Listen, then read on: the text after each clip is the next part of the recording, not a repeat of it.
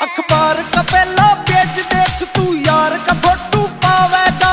शेर यो भूखा मर जावे पर कदे घास ना खावेगा।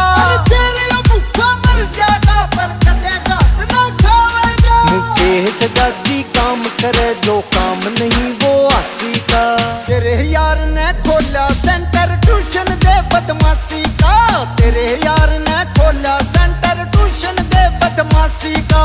मेरे यार ने खोलिया सेंटर ट्यूशन दे बदमाशी का।